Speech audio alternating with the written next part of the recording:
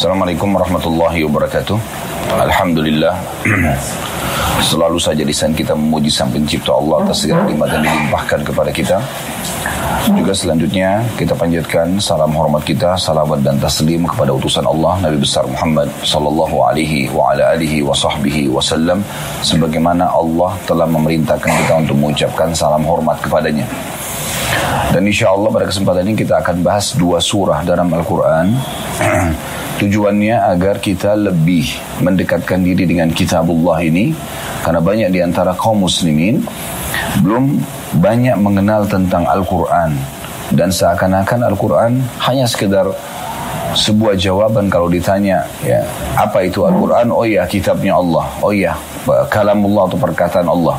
Tapi dia sendiri belum pernah ada persahabatan khusus, hubungan khusus dengan kitab ini.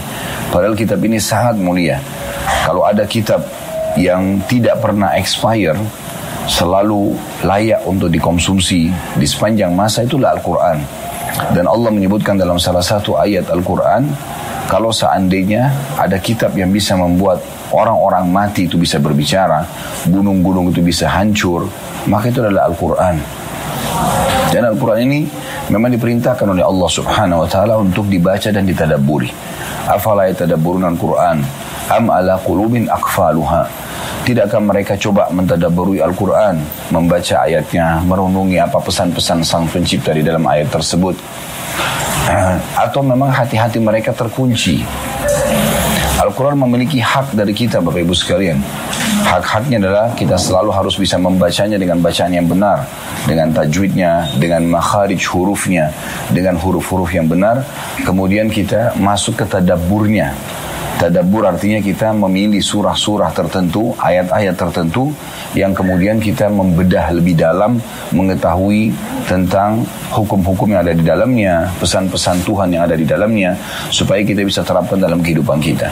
Kemudian tahap selanjutnya adalah kita mulai menghafalnya, menghafal surah-surah ini, dan selalu saja berupaya untuk menambah hafalan-hafalan yang sudah ada. Kalau kita sudah membaca atau menghafal beberapa surah di juz 30, maka selalulah tambah supaya juz 30 itu dikhatam, diselesaikan. Kemudian pindah ke juz 29 dan seterusnya. Jadi kita harus ada upaya untuk memberikan tambahan hafalan kita. Kemudian yang terakhir kita mengamalkan isinya. Jadi 4 hal ini adalah merupakan hak Al-Quran. Dan pada kesempatan ini kita akan coba membahas 2 surah sekaligus.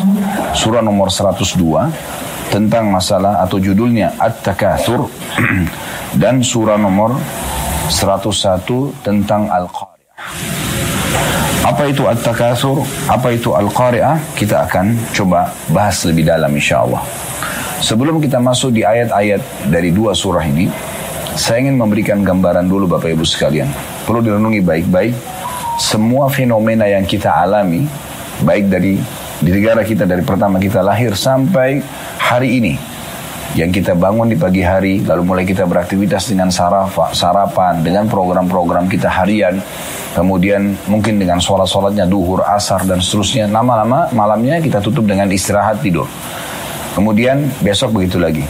Ini semua akan ada akhirnya. Ini semua akan ada akhirnya. Jangan sampai kita lalai dan menganggap bahwasanya ini semua tidak berakhir. Semuanya akan berakhir. Allah Subhanahu wa ta'ala sudah menentukan ajal setiap orang di antara kita. Dan kalau datang ajal tersebut, tidak akan pernah bisa ada yang menolong kita. Allah Subhanahu wa ta'ala memastikan kalau ajal datang, pasti akan meninggal di saat itu dan di tempat itu. Makanya kata Nabi SAW dalam sebuah hadis, kalau Allah ingin merenggut nyawa seorang hamba, maka Allah akan buat dia punya hajat di tempat itu, kemudian dia akan direnggut nyawanya di sana. Nabi-nabi pun meninggal dunia Bapak Ibu sekalian. Nabi-nabi pun meninggal dunia, apalagi cuma kita. Dan semua orang pasti akan wafat, sehat atau sakit, muda atau tua, kaya atau miskin, bahagia atau sengsara hidupnya. Semua akan ditutup dengan kematian. Dan kematian bagi seorang muslim adalah kebaikan. Kenapa saya katakan kebaikan? Karena tanpa kematian kita tidak akan menuju kepada kehidupan yang abadi, yaitu akhirat. Dan bagi orang kafir, dia adalah akhir segalanya. Kalau orang muslim itu awal segalanya. Disitulah dia akan meraih atau melewati hidup yang abadi selamanya. Selalu Allah hubungkan surga di akhirat sana dan kehidupan akhirat dengan firman-Nya khalidina fiha, kekal di dalamnya, selalu begitu. Ya, sementara dunia ini selalu disebutkan dia adalah fana, dia adalah terhina, dia akan dilaluin. Nah, seperti itu kurang lebih gambarannya. Nah, kita harus tanamkan dulu di pondasi di awal bahasan kita tentang dua surah ini. Salah satu rukun iman kita yang kelima, iman kepada hari kiamat. Ini wajib ditanamkan. Dan kalau Bapak Ibu berhasil menanamkan dalam hati ini, semua kehidupan dunia ini akan mudah sekali dilalui. Kekurangan harta, penyakit, gangguan dari orang, apa saja. Semuanya itu akan lebih mudah kita lalui. Kalaupun ada menumpuk nikmat pada kita, kita juga tahu bagaimana mensyukurinya. Karena kita tahu ada kehidupan akhirat. Kehidupan akhirat ini akan membuat seseorang itu jauh lebih tenang dalam hidupnya. Jauh lebih mensyukuri nikmat yang ada walaupun sedikit di mata dia. Dan juga bisa lebih bersabar menghadapi masalah-masalah yang sedang menimpa dia. Karena ini semua adalah harus dilalui di muka bumi ini. Ketentraman jiwa, ketentraman dan selamat dari segala macam mara bahaya hanya ada di akhirat sana. Ya. Maka kematian bagi seorang muslim awal segalanya. Dan kalau bagi orang kafir akhir segalanya. Karena mereka sudah tidak mungkin lagi menyelamatkan diri dari api neraka pada saat meninggal dalam keadaan kufur. Itu yang disebutkan dalam Al-Quran dan juga hadis-hadis Nabi alaihi salatu wassalam. Baik, dalam melaungi kehidupan dunia ini Bapak Ibu sekalian, kita disuruh mengejar prestasi-prestasi kita. Disuruh mengejar. Tapi selalu kita hubungkan antara prestasi dunia itu dengan urusan akhirat. Tidak boleh seorang muslim itu mengejar prestasi dunianya, lalu dia lepaskan dari akhirat. Maksudnya, dia lepaskan daripada ancaman-ancaman Allah kalau dia buat pelanggaran. Dia melepaskan diri dari janji-janji Allah dengan perbuatan amal baik yang dia kerjakan. Kalau dia bersedekah, kalau dia berbuat baik pada orang, maka dia harus ikuti dengan keinginan ingin mengejar apa yang Allah janjikan. Menjenguk orang sakit, membantu orang susah, silaturahim keluarga. Dia ikuti dengan keinginan dia untuk mendapatkan surga nanti di akhirat sana. Begitu juga pada saat dia meninggalkan dosa-dosa karena dia takut ancaman Allah. Jangan sampai dia dihukum. Maka kita harus ada di antara dua ini. Boleh seorang muslim itu menjadi orang yang paling kaya, orang yang paling pintar, orang yang paling tinggi jabatannya, orang yang paling banyak hartanya, tidak ada masalah. Islam tidak pernah membatasi semua itu. Tapi Islam memerintahkan agar semua itu ditunggangi untuk menuju ke akhirat sana. Apapun yang dikerjakan untuk mengejar surga dari kebaikan, apapun yang ditinggalkan karena takut masuk ke dalam api neraka. Itulah pondasi dasarnya. Sehingga seorang muslim, mau dia sedang di keramaian atau dia sedang sendiri, kita akan temukan dia selalu bertakwa kepada Allah. Artinya dia selalu tunduk dan patuh kepada Allah subhanahu wa ta'ala. Kita akan coba tadabburi beberapa ayat Al-Quran yang disebutkan dalam surah At-Takatsur yang bermakna bermegah-megahan. Allah bilang di ayat pertamanya, bisa dilihat aplikasi Al-Qurannya tentang surah ini, ada 8 ayat di situ. A'udzu billahi minasyaitonir rajim. Bismillahirrahmanirrahim. Alhaakumut takatsur. Bermegah-megahan telah melalaikan kamu. Maksudnya adalah bermegah-megahan dengan dunia. Saya perlu jelaskan di ayat pertama ini, seorang muslim sekali lagi boleh punya baju yang bagus, rumah yang besar, kendaraan yang mewah. Semua kebutuhan dia boleh saja dia penuhi. Yang penting sumbernya halal dan tidak berlebihan. Itu dua syaratnya. Sumbernya halal dan tidak berlebihan, tidak mubazir. Dia boleh nikmatin. Nabi SAW mengatakan puncak nikmat Allah pada seorang hamba di badan yang sehat, di tunggangan yang bagus, dan di kendaraan, di rumah yang luas. Dan Nabi SAW bolehkan. Nabi SAW memberikan rumah setiap istri beliau. Dan juga beliau memiliki beberapa tunggangan kuda dan unta. Beliau punya beberapa jenis pedang. Beliau punya juga beberapa busur, gitu kan? Dan seterusnya. Nabi SAW memiliki beberapa sendal, ya, beberapa pakaian. Semuanya dibolehkan. Tetapi sumbernya halal dan tidak berlebihan. Ada orang terlalu berlebihan, banyak dan di luar daripada kebutuhan dia. Ini semua kalau dia berlebihan, apalagi dari sumber yang tidak halal, maka masuk dalam ancaman ayat ini. Kata Allah SWT, bermegah-megahan telah melalaikan kamu. Maksudnya yang tidak halal dan berlebih-lebihan akan membuat kamu lalai. Lalai dari apa? Ayat 2-nya mengatakan, hatta zurtumul maqabir. Sampai kalian menziarahi kubur. Sampai kalian menziarahi kubur. Saya ingin berbagi pengalaman, teman-teman sekalian, tapi di pelatihan saja. Berulang kali, kami adakan pelatihan untuk menjadi jenazah beberapa menit. Sebenarnya bukan menakut-nakuti, tapi untuk memberikan kesadaran kalau kita ini semua akan menuju ke sana. Sehebat apapun kita menjaga kesehatan kita, sehebat apapun kita berolahraga, menjaga makanan dan segala macam, tetap saja kita akan datang ke kuburan tersebut. Ya. Maka harus hati-hati. Allah mengatakan hatta zurtumul maqabir, sampai kalian masuk ke dalam kuburan itu. Saya pernah adakan pelatihan di beberapa pengajian dan juga beberapa waktu yang lalu di sebuah kampus untuk pelatihan teman-teman mahasiswa yang baru masuk untuk supaya memberikan kesadaran kepada mereka. Intinya, saya minta panitia menyiapkan kain kafan, kemudian menyiapkan juga beberapa perlengkapan jenazah. Lalu saya minta audiens yang hadir pada saat itu untuk datang dan mengikuti pelatihan kami. Yaitu dia datang, dia baring di atas kain kafan tersebut, kemudian dia tutup matanya. Saya hanya minta 5 menit saja. Kemudian setelah itu kami akan mengatakan pada orang yang ikut ini atau peserta, tolong ditutup matanya dan bayangkan sekarang Anda sudah meninggal dunia. Ikuti saja instruksi saya atau apa yang saya ucapkan dan dibayangkan atau direnungi. Teman-temannya, ya, waktu itu di kampus beberapa waktu lalu kami adakan di Padang, teman-temannya ada di sekitarnya yang coba membantu untuk membungkus kain kafan. Kemudian saya mulai mengatakan, bayangkanlah sekarang Anda sudah meninggal dunia dan semua hiruk-pikuk di sekitar ruangan ini, dari suara orang, suara teman-teman, suara dosen, pada satu lagi di kampus, semuanya ini ya adalah hiruk-pikuk di saat kita meninggal. Cuman kita tidak bisa protes lagi. Jangan ribut ya, saya tidak suka misalnya, tidak bisa lagi. Kita hanya bisa menerimanya saja. Kemudian pada satu saya mengatakan, coba bayangkan sekarang semua peluang amal soleh, apapun sifatnya, ada kesempatan sholat, baik itu wajib ataupun sunnah, ada kesempatan berbakti sama orang tua, kesempatan menjenguk orang sakit, kesempatan bersedekah, berzikir, membaca Quran, berdoa, sebanyak amal-amal soleh yang sudah kita tahu semuanya, tapi Anda sia-siakan, dan sekarang Anda sangat butuh dengan itu, cuman tidak bisa lagi Anda kembali untuk mengerjakannya. Coba renungi dan sesali itu. Maka setelah itu saya katakan, sekarang sebaliknya, coba bayangkan semua peluang-peluang dosa yang tidak pernah Anda sia-siakan. Setiap kali ada kesempatan selalu dikerjakan, baik itu besar ataupun kecil, gitu kan. Kemudian sekarang Anda menyesal karena tidak sempat taubat. Hukuman Allah akan datang. Setelah selesai, lalu saya bilang, baik, sebentar lagi Anda akan kami pikul. Waktu itu saya minta geranda jenazah, kemudian saya minta teman-temannya dipikul dan saya minta peserta untuk tetap menutup matanya. Setelah itu dinaikkan di geranda tersebut, lalu kemudian kami pikul, dan waktu itu di ruangan auditorium yang ada di kampus itu memang dibuat miniatur liang lahat. Jadi di panggung itu ada seperti panggungnya dari papan yang itu bisa dibuka. Maka diletakkan di situ, saya bilang kami akan letakkan Anda di miniatur ya liang lahat ini, tapi anggap betul seperti tadi Anda sudah meninggal dunia.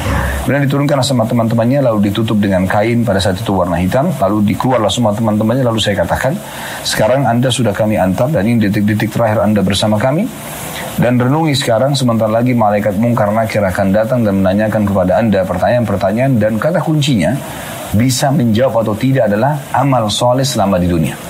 Ingatlah hadis Nabi SAW, kalau anak Adam meninggal dunia akan ikut ke kuburan 3, keluarganya, hartanya, dan juga amalnya, dan akan pulang 2, keluarganya dan hartanya, serta akan tinggal bersama dia amalnya. Maka bayangkan setiap peluang amal yang Anda sia-siakan, sekarang Anda akan membutuhkan amal itu, tapi tidak bisa buat apa-apa lagi. Bahkan kita tidak bisa protes kepada teman-teman yang memasukkan kita ke liang lahat, kerabat-kerabat kita nggak bisa minta dikembalikan lagi. Setelah itu saya bilang, coba renungi sekarang, bagaimana kalau seandainya Allah masih memberikan kesempatan untuk hidup lagi, apa yang akan Anda kerjakan? Coba bayangkan amal soleh yang paling Anda akan segera kejar kalau keluar dari liang lahat ini. Masya Allah, setelah itu saya bilang, silakan keluar. Waktu dia keluar, kami berikan dia mikrofon, lalu dia sampaikan pengalamannya. Itu Bapak Ibu sekalian, hampir mayoritasnya ada atau banyak yang menangis. Dia merenungi betul prosesi yang pelatihan yang kurang dari 5 menit itu. Ada yang mengatakan, saya menyesal Ustaz, saya benar-benar merasa banyak amal soleh yang saya tinggalkan. Ada yang mengatakan, saya merasa menyesal karena saya durhaka sama orang tua saya durhaka sama ibu, sama ayah, dan seterusnya. Ada juga yang mengatakan, saya menyesal karena dosa-dosa yang banyak sekali saya kerjakan, saya takut Allah hukum. Waktu saya diangkat di geranda, waktu saya diletakkan di liang lahat, maka saya merasakan sekali saya kesepian dan saya tidak tahu harus bisa buat apa lagi gitu. Setelah itu ada 2 orang kebetulan lagi pelatihan, semua menyampaikan pengalamannya, dan terakhir saya closing Bapak Ibu sekalian. Saya tutup sambil saya mengatakan begini, teman-teman sekalian, ini hanya pelatihan.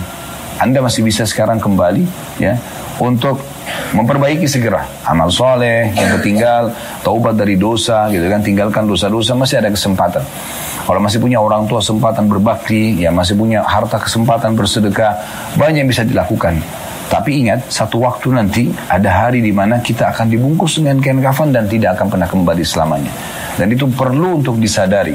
Makanya Nabi SAW selalu mengingatkan juga sesuai dengan ayat ini. Allah mengatakan hatta zurtumul maqabir, sampai kalian menziarahi kuburan atau masuk dalam kubur. Kata Nabi SAW, kuntu nahitukum an ziyaratil kubur fazuruha fa innaha tudzakkirul akhirah. Dulu di Mekah saya pernah larang kalian ziarah kubur karena banyak kuburan orang-orang non-muslim. Kuburan Islam masih bisa dihitung jari atau beberapa jenazah muslim saja. Maka di Madinah ini kata Nabi SAW, aku perintahkan kalian untuk berziarah kubur karena itu akan mengingatkan tentang alam akhirat. Subhanallah, tidak ada orang yang lewat di kuburan lalu dia merenungi kalau batu nisan dan tanah itu walaupun kasat mata seperti itu, sebenarnya ada manusia-manusia di dalamnya seperti kita, bahkan mungkin lebih tampan, lebih cantik, lebih pintar, lebih kaya, lebih segala-galanya, tapi mereka sudah masuk di liang lahat. Dan mereka kalau diberikan kesempatan Bapak Ibu sekalian, kalau seandainya orang-orang yang dikubur itu diberikan kesempatan untuk keluar dan diberikan pilihan, misalnya dikasih waktu, ini saya kasih kamu waktu kata Allah setengah jam, hidup lagi tapi setelah itu kamu mati tidak bisa hidup lagi. Kira-kira saya tanya, atau Bapak Ibu renungi kalau dirinya Bapak Ibu meninggal dunia, kemudian dikasih kesempatan setengah jam lagi, apa yang akan kita lakukan dalam setengah jam itu?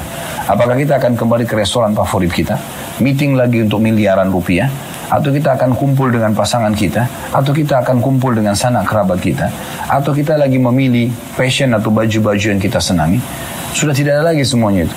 Setiap orang di antara kita kalau dikasih kesempatan hidup lagi dan waktunya hanya setengah jam, dia akan sujud kepada Allah Subhanahu wa taala bertaubat. Dia akan mengejar apa kira-kira amal yang paling segera menyelamatkan dari siksa kubur. Di antaranya taubat dari dosa-dosa. Dan itu sebenarnya harus dilakukan teman-teman sekalian. Kita tidak perlu menunggu nanti kita meninggal baru kemudian Allah hidupkan lagi, karena tidak mungkin. Tidak ada orang yang sudah meninggal hidup lagi, nggak mungkin. Tadi sempat saya singgung tentang kisah Abdullah bin Haram radhiyallahu anhu di perang Uhud tadi. Bagaimana beliau pada saat sudah meninggal mati syahid, Allah berikan dia pilihan. Hai hambaku, maksudnya diberikan kesempatan. Hai hambaku, mintalah. Karena kau sudah mati di jalanku, maka minta apa saja, silahkan, boleh. Dia mengatakan, ya Allah, apalagi yang saya mau setelah engkau selamatkan aku dari api neraka dan masukkan dalam surga. Aku sudah lihat surga ini sekarang, sudah jelas balasannya. Maka Allah terus mengatakan, mintalah ya hambaku, karena dia tahu dia tidak bisa lagi mengelak. Maka dia mengatakan, ya Allah, kalau begitu kembalikan saya ke dunia. Untuk apa? Untuk makan, untuk kumpul sama istrinya, sama anak-anaknya? Tidak. Dia mengatakan agar saya terbunuh lagi, syahid, ditusuknya untuk proses matinya, ya, kedua kali agar saya bisa merasakan lagi besarnya balasan ini. Memang sudah begitu teman-teman sekalian. Kita boleh tetap menjaga hubungan baik dengan siapapun, karena itu ada dia pahalanya di sisi Allah Subhanahu wa taala. Tapi jangan lupa ada hari di mana kita kembali kepada Allah Subhanahu wa taala. Sadari poin ini agar selalu waktu kita terisi dengan hal-hal yang baik. Kalau ada kelalaian-kelalaian, segera kita taubat. Saya perlu titik beratkan juga Bapak Ibu sekalian, hari ini di kita hari ini sekarang ada hari Ahad, ya, di tanggal 18 Desember 2022 ini Bapak Ibu sekalian, ini adalah hari emas kita. Maksudnya apa Ustaz hari emas? Ini hari emas karena ini hari Allah masih kasih kita umur. Besok kita tidak tahu apakah kita masih hidup atau tidak. Kita tidak pernah tahu. Umur kita yang sebenarnya adalah yang sudah berlalu, Yang sudah berlalu misalnya 40 tahun, 50 tahun, 60 tahun, itulah umur kita yang sebenarnya. Kedepannya kita tidak pernah tahu berapa hari lagi, berapa menit lagi, berapa detik lagi umur kita. Oleh karena itu, hari ini adalah hari emas kita. Maksimalkan. Kalau kemarin-kemarin kita sudah banyak memperbanyak amal soleh, hari ini perbanyak, tambah lagi. Ya. Anggap ini hari terakhir, di mana kita tidak akan pernah hidup lagi besok. Dan kalau kita masih punya dosa-dosa di masa lalu, hari ini kesempatan bertaubat. Hari ini kesempatan bertobat. Ada kisah unik. Saya sempat singgung kisah ini waktu kita sedikit menjelaskan gambaran atau menyampaikan manasik di paper lunch di Bandara Soekarno-Hatta. Tapi saya ingatkan kembali, ada di antara sahabat Nabi 3 orang dari salah satu suku Arab masuk Islam, dan 3-tiganya ini ya, tinggal di rumah Talha bin Ubaidillah radhiyallahu anhu. Yang tadi kita ceritakan juga di perang Uhud, Talha ini yang paling banyak membela Nabi SAW dengan badannya, ya, dan dia salah satu dari 10 orang yang dijamin masuk surga. Talha bin Ubaidillah menceritakan, dia bilang 3 orang ini, subhanallah, dengan hikmah Allah SWT terjadi peperangan, lalu yang satu ikut dan mati syahid. Kemudian setelah itu terjadi lagi peperangan, beberapa saat setelahnya orang yang kedua ikut mati syahid juga. Lalu berjalan beberapa waktu, orang yang ketiga dari 3 orang ini itu ternyata meninggal di atas ranjangnya tanpa mati syahid. Lalu Talha bin Ubaidillah radhiyallahu anhu diperlihatkan oleh Allah Subhanahu wa taala mimpi yang paling depan, yang paling dimuliakan Allah, yang paling tinggi derajatnya adalah orang yang mati biasa, yang terakhir meninggal.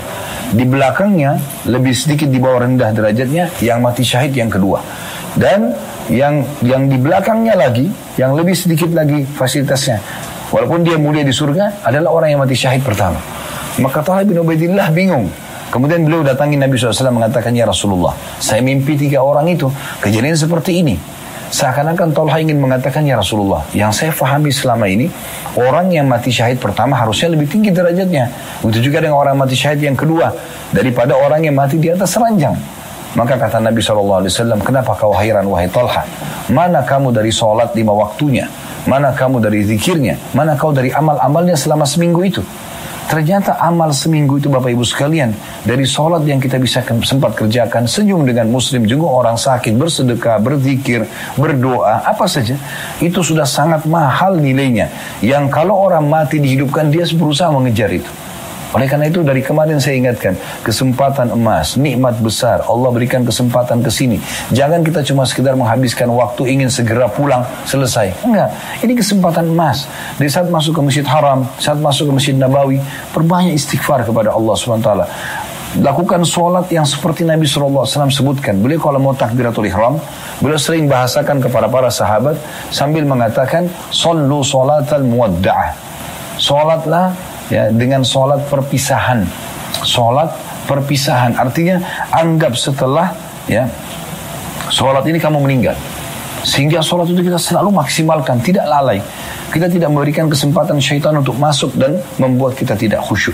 Setiap orang kita akan membutuhkan itu nanti di akhirat, teman-teman sekalian. Ingat, penyesalan di akhir.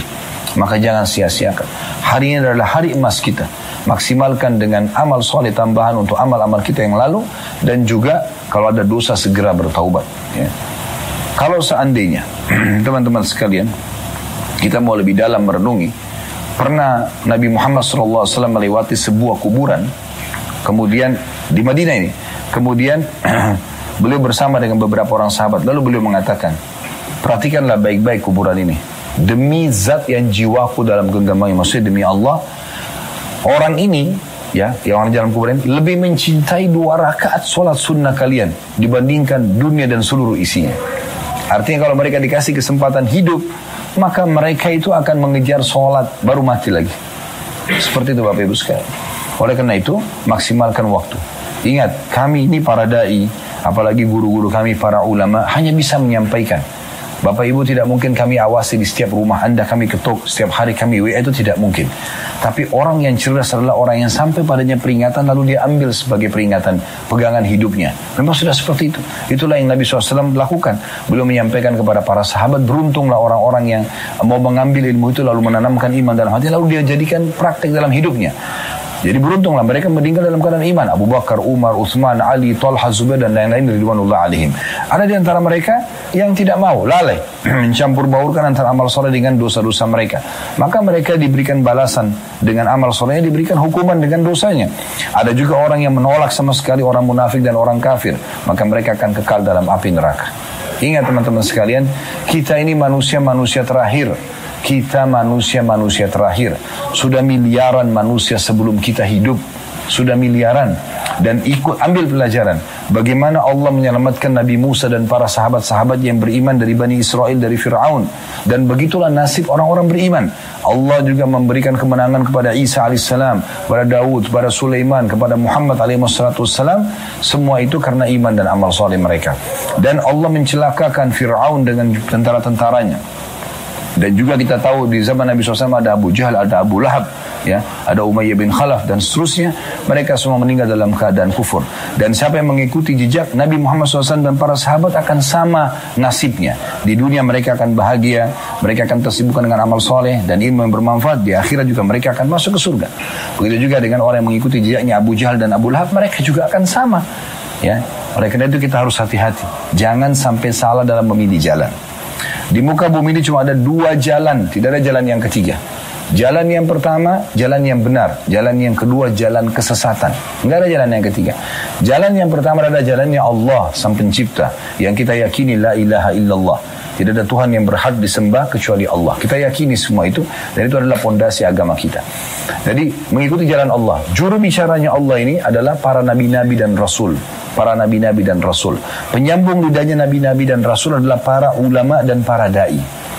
Kita kalau dengarkan nasihat mereka, tausiah mereka, nasihat mereka, kita akan dibawa ke jalannya Allah, ujungnya masuk surga. Kebahagiaan dunia, kebahagiaan akhirat. Di dunia kita punya pengawasan, karena ilmu agama pengawas, bodyguard. Kita mau makan, kita mau minum, kita mau tidur, kita mau bergaul, kita mau bekerja. Ilmu agama akan mengatakan ini boleh atau tidak boleh. Di dunia terawasi orang yang mengikuti jalannya para nabi-nabi yang disambungkan oleh, yang diteruskan oleh para ulama dan para dai. Dan akhirnya kita masuk ke surga di akhirat. Atau jalan yang kedua, tidak ada jalan yang ketiga ya, cuma 2 saja. Jalan yang kedua jalan sesat, yaitu jalannya iblis. Iblis ini golongan jin yang fasik kepada Allah. Allah mengatakan kana minal jinni fa fasaqa an amri rabbih. Dia dari golongan jin dan dia bermaksiat kepada Tuhannya. Fasik, melanggar. Iblis juru bicaranya dia adalah dukun, peramal, penyamun, penyihir dan juga ahli maksiat. Ini juru bicaranya. Kalau kita ikutin dukun, peramal, penyamun, penyihir, konsultasi dengan mereka. Dukun kah, peramal kah, di Indonesia bisa dikatakan paranormal atau dikatakan orang pintar.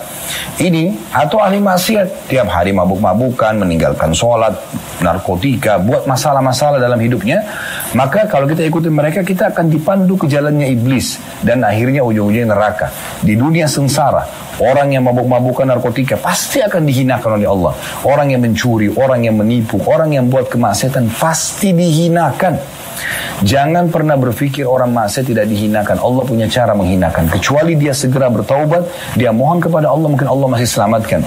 Tapi kalau dia terus lalai, pasti akan dihinakan. Tidak ada orang yang bermaksiat dan terus menerus dalam kesalahan lalu kemudian Allah tidak permalukan, itu tidak ada. Menghayal, sehebat apapun dia mengemas, ya, dia mengatur rekayasa dalam maksiat, tetap saja Allah punya cara. Oleh karena itu hati-hati sekali. Ya, kita harus bertobat segera kepada Allah Subhanahu wa taala. Tentu setiap kali kita menyampaikan ceramah seperti ini Bapak Ibu sekalian, ya, tujuannya adalah kita bukan sedang mencari-cari kesalahan. Saya tidak kenal Bapak Ibu di sini secara pribadi dan kegiatannya. Mohon maaf, saya tidak pernah menyinggung siapapun, ya. Tapi yang saya maksudkan adalah saya pun pribadi, kalau ada penyampaian seperti ini kita ambil pelajaran. Kita ambil pelajaran. Ini peringatan dari Allah SWT hanya melalui lisan kami saja. Bagaimana kita engah, oh ternyata saya diperingatkan oleh Allah Subhanahu wa taala. Kadang-kadang bahkan peringatan datang dari anak kita, dari cucu kita.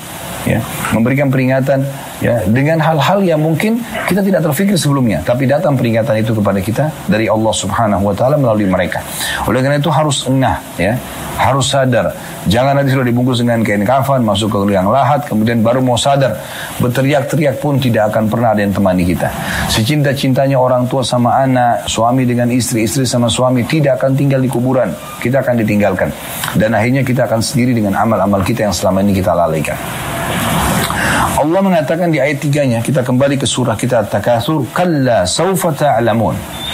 Pada saat kalian sudah dibungkus kain kafan dan masuk ke kuburan itu, ya, kata Allah, kelak kamu akan mengetahui akibat perbuatanmu.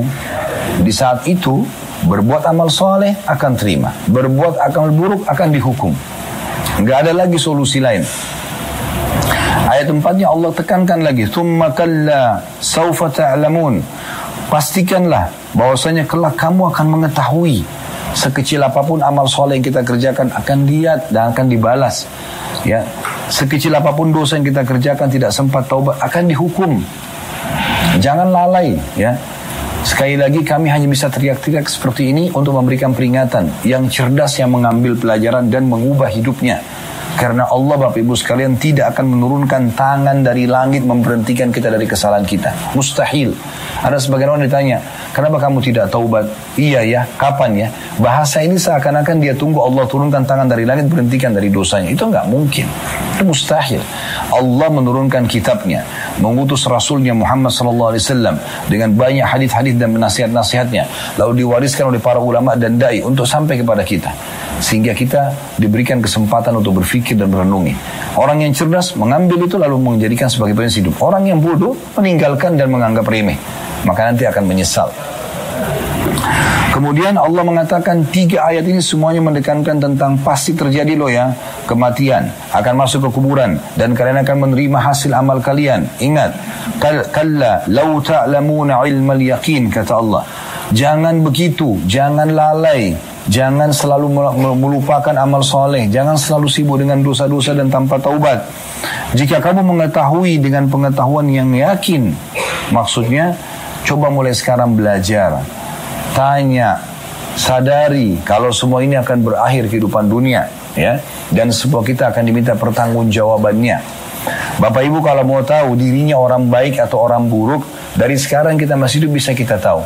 Coba kita bayangkan kalau detik ini kita meninggal dunia, kira-kira penilaian orang di sekitar kita baik atau buruk? Kalau di sekitar kita orang mengatakan baik, oh orang itu suka sedekah, orang itu suka sholat, orang itu begini, berarti insya Allah kita orang baik.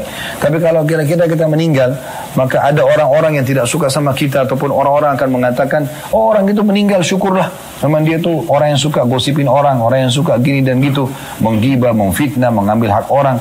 Maka berarti kita buruk, ya, harus hati-hati. Pernah juga ada seseorang ulama tabi'in menasehati seorang khalifah, raja pada saat itu. Raja ini menanyakan begini, kira-kira menurut Anda saya ini penghuni surga atau penghuni neraka?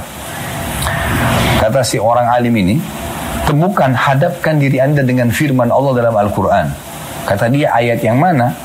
Kata si alim ini, bacalah firman Allah, innal abrara lafi na'im. Semua orang-orang yang patuh, yang abrar, pasti masuk surga. Wa innal fujjara lafi jahim. Dan orang-orang yang fajir, suka buat kemaksiatan, tidak taubat, maka masuk ke dalam neraka jahanam. Sederhana. Patuh akan masuk surga, jahat akan masuk neraka. Selesai. Gitu kan? Itu juga Allah tekankan di sini di ayat selanjutnya, ayat ke-6, la tarawunnal jahim. Dan setelah kalian lewati kuburan itu, ada tahap lagi setelahnya. Kalian benar-benar akan menyaksikan dengan mata kepala api neraka itu. Bapak Ibu sekalian, jangan pernah anggap remeh api neraka ini. Saya kasih perumpamaan. Kalau kita biasa lihat korek gas yang orang pakai untuk merokok misalnya, ya, korek gas itu. Kalau korek gas ini dibakar, dipanasin, dan kita bakar jempol kita, hitungan detik saja, kita nyalain, saya yakin kita akan kepanasan dan perih. Kalau kita biarkan 1 menit, mungkin bisa luka bakar tangan kita dan itu butuh operasi khusus. Dan mungkin tidak bisa lagi mengembalikan kulit kita seperti semula, gitu kan?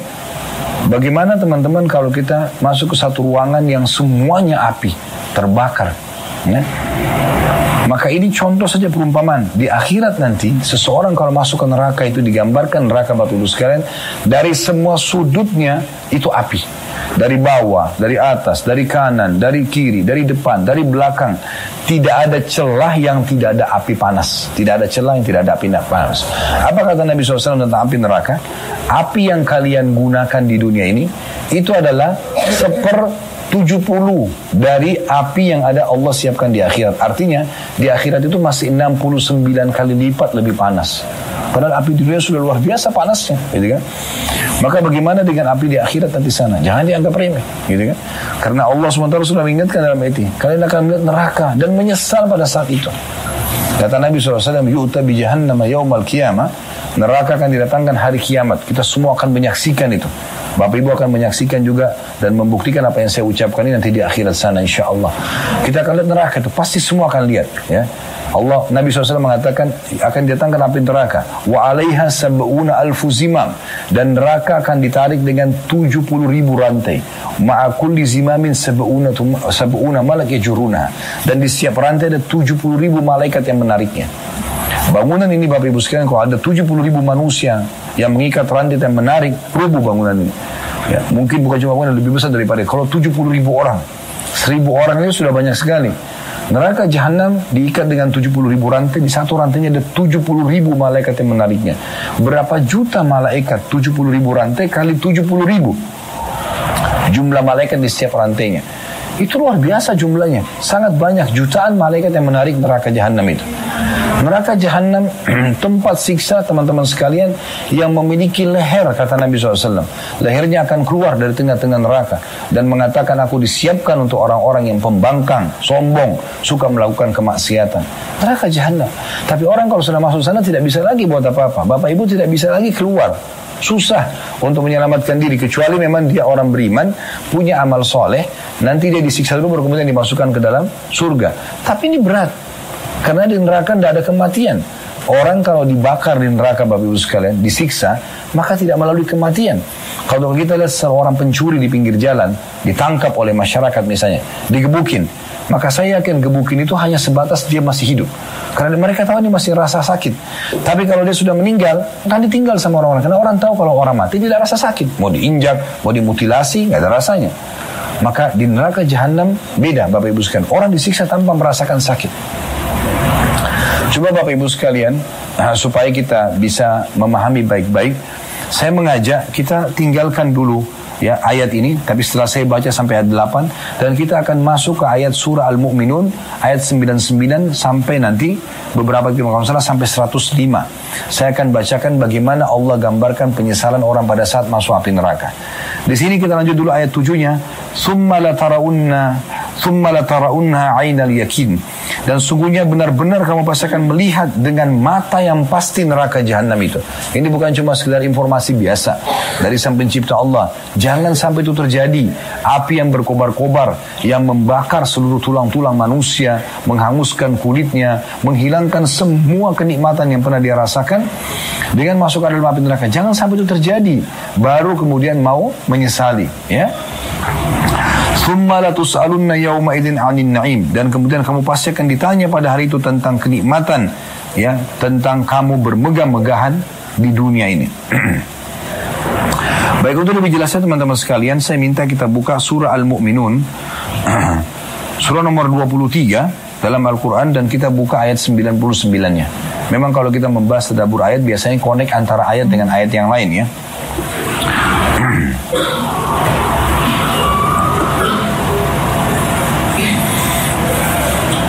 Di ayat 99-nya Allah menggambarkan surah nomor 23 Al-Mu'minun, saya bacakan, hatta idza jaa ahadahumul mautu qala rabbirji'un. Tolong perhatikan baik-baik, dilihat ayatnya dan lihat terjemahannya. Saya bacakan. Demikianlah keadaan orang-orang kafir itu hingga apabila datang kematian kepada salah seorang dari mereka, dia berkata, ya Tuhanku, kembalikanlah aku ke dunia. Allah bocorkan buat kita sekarang, Allah berikan kita bocorannya. Kalau orang mati dalam keadaan maksiat dan kafir begini, dia kalau mati, dia akan nyesal. Udah syukur kita dapat bocorannya, jangan tunggu jadi seperti mereka baru kita nyesal. Allah bilang, nanti orang-orang yang meninggal dalam keadaan kafir, banyak dosanya tidak sempat taubat. Pada saat mereka lihat malaikat maut, maka mereka mengatakan, wahai Tuhanku, kembalikanlah aku ke dunia. Untuk apa? Ayat 100-nya perhatikan. La'alli a'malu salihan fima tarakt. Kalla innaha kalimatun huwa qailuha wa mi waraihim barzakhun ila yaumi yub'atsun. Agar aku bisa beramal, ya, berbuat amal saleh yang, ya, agar aku berbuat amal soleh terhadap apa yang telah aku tinggalkan dahulu. Maksudnya, semoga aku kembali lagi ke dunia, ya Allah berikan aku sesaat umur supaya aku beramal soleh. Lalu Allah mengatakan sekali-kali tidak. Sesungguhnya itu hanya perkataan yang diucapkan saja. Maksudnya tidak akan mungkin lagi peraturan Allah kita kembali hidup. Dan di hadapan mereka ada dinding sampai hari mereka dibangkitkan, maksudnya di kuburan. Mereka tidak bisa keluar untuk mengejar amal soleh. Walaupun cuma mengorek tanah itu, kuburan untuk keluar ke atas tidak bisa. Mereka tidak mungkin bisa buat. Allah buat dinding, mereka tidak bisa keluar. Ayat 101-nya, فَإِذَا نُفِخَ فِي الصُّورِ فَلَا أَنْصَابَ بَيْنَهُمْ يَوْمَئِذٍ وَلَا يَتَسَاءَلُونَ. Apabila sangkakala sudah ditiup nanti menjelang hari kiamat, dan tidak ada lagi pertalian nasab di antara mereka pada hari itu, dan tidak pula mereka saling bertanya. Maksudnya dalam ayat yang lain juga Allah katakan pada hari itu, di hari kiamat nanti, orang lari dari orang tuanya, ibu bapaknya, dari anaknya, dari pasangan hidupnya, dari anak-anaknya, karena mereka masing-masing ingin selamat. Jangan sampai ada hak orang tua yang belum dikasih, jangan sampai ada hak anak-anak yang belum dikasih, hak istri, hak suami, hak kerabat, hak teman-teman, atau kita pernah menyiksa dan mengganggu mereka, sehingga akhirnya mereka akan menuntut kita. Di hari kiamat kita lari semuanya, kita coba menyelamatkan diri pada saat itu. Allah gambarkan. Lalu Allah bilang di 102-nya, faman thaqulat mawazinu faulaika humul muflihun. Siapa yang berat timbangan kebaikannya pada hari itu, maka mereka adalah orang-orang yang mendapatkan keberuntungan karena selamat. 103-nya, waman khaffat mawazinu faulaika alladziina khasiru anfusahum fi jahannam khalidun. Dan barang siapa yang ringan timbangan amal baiknya, dosanya lebih banyak, maka mereka lah orang-orang yang merugikan dirinya sendiri. Mereka kekal dalam neraka jahannam. Bapak Ibu, sebelum saya lanjut ayat 104-nya, perlu kita garis bawah ya. Kalau ada orang yang hanya pikirannya dunia saja, dia tidak berpikir masalah akhirat. Ingat, semua urusan dunia ini, dari dompet, dari tas, celana, apa sajalah, kendaraan, rumah, semua ini hanya akan dikenang pada saat kita meninggal beberapa saat saja. Orang hanya mengatakan, oh itu rumahnya dia dulu, oh itu sepatunya, oh itu bajunya, oh itu dia, ya, jabatannya dulu begini dan begitu. Selesai, habis itu selesai. Seminggu, 2 minggu, 1 bulan, orang akan lupakan. Setahun, oh wah.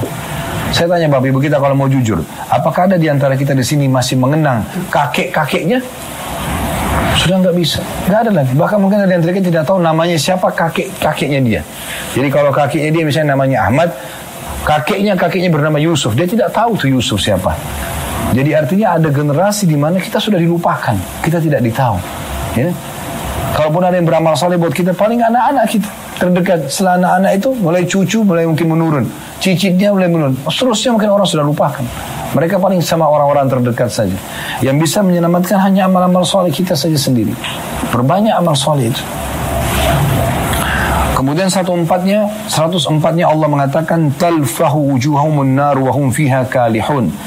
Muka mereka akan dibakar di api neraka pada saat itu, di neraka, dan mereka di dalam neraka itu dalam keadaan cacat. Di sini ada makna cacat, Bapak Ibu sekalian. Ditafsirkan di dalam sebuah hadis Nabi SAW.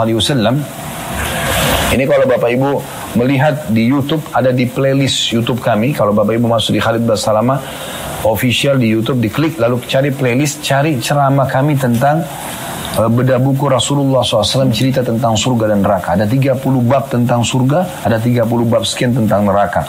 Itu sudah panjang lebar kami jelaskan, dan diantaranya penjelasan tentang makna hadis ini. Tafsir ayat 104 surah Al-Mu'minun, kata Nabi SAW, nanti ahli neraka itu akan memanggil malaikat penjaga neraka, Malik namanya, ya. Penjaga neraka itu namanya Malik.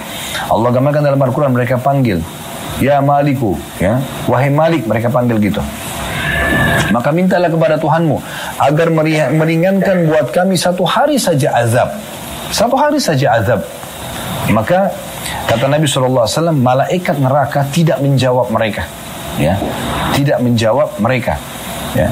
Kemudian itu lama sekali.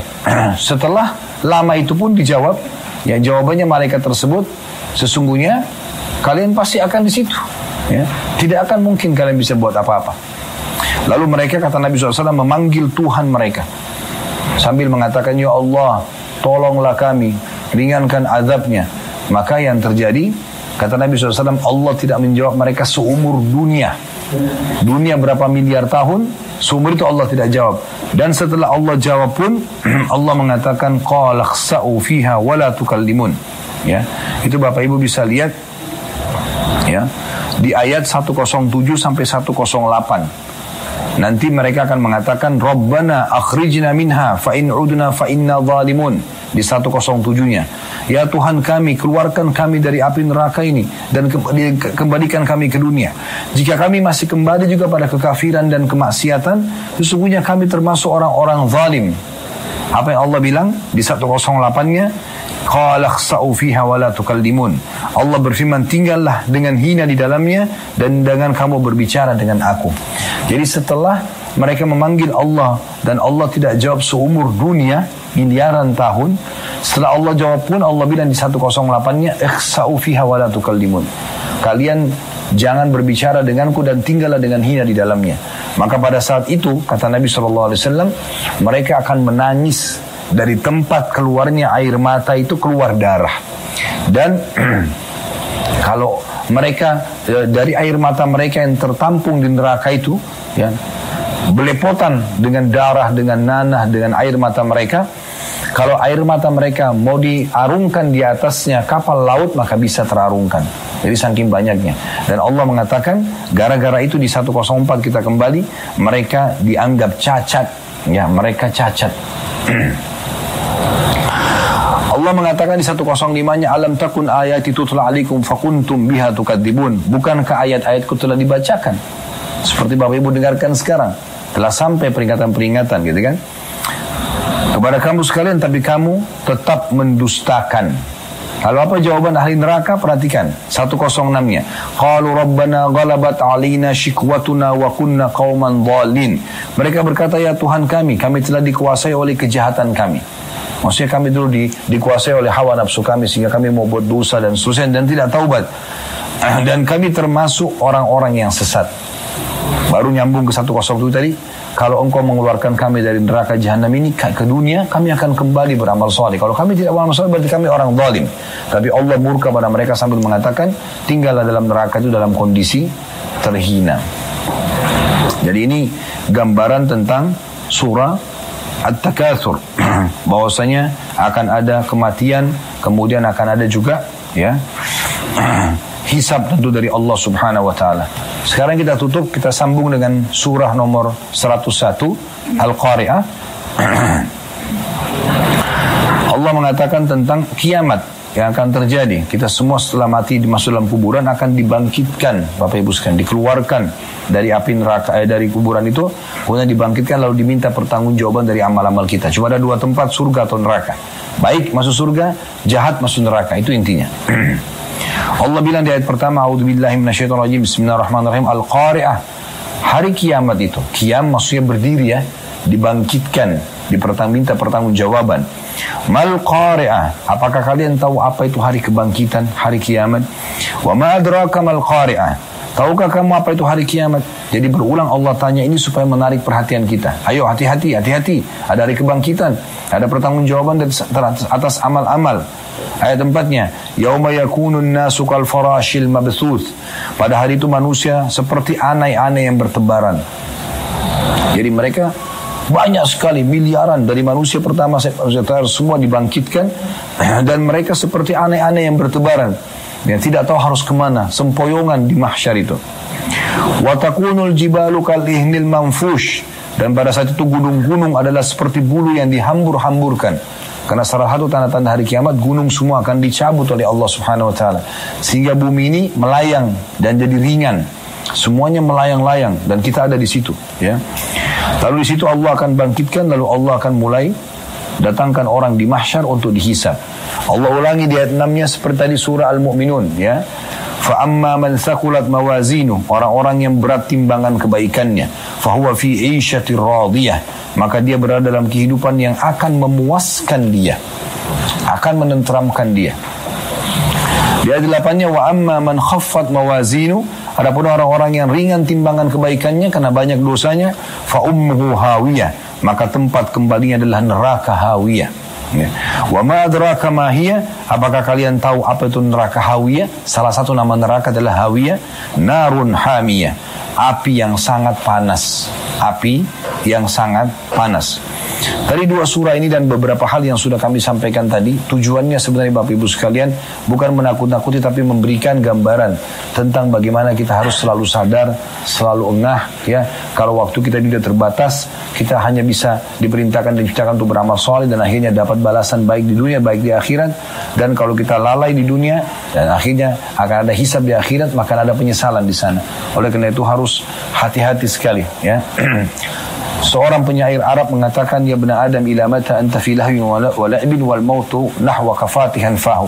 Wahai anak Adam, sampai kapan kamu berlalai-lalai sementara kematian di depan matamu, di depan mata telah membuka mulutnya dan siap untuk menerkammu setiap saat. Oleh karena itu teman-teman sekali lagi hati-hati, perbanyaklah amal soleh. Dan tujuan pengajian seperti ini adalah untuk mengingatkan mulai hari ini ke depannya. Yang lalu-lalu yang sudah berlalu kita tidak membahasnya lagi. Kalau yang lalu berisi amal soleh, tinggal perbanyak amal soleh hari ini dan ke depan selama Allah masih kasih umur. Dan kalau anda berbuat dosa, maka segera bertaubat karena ini adalah hari emas kesempatan agar jangan sampai Allah menghisap kita. Kita punya satu kata kunci. Sebelum kita berangkat umroh ini saya khutbah Jumat tentang kalimat sebuah tiket VIP dari Allah, yaitu istighfar dan taubat.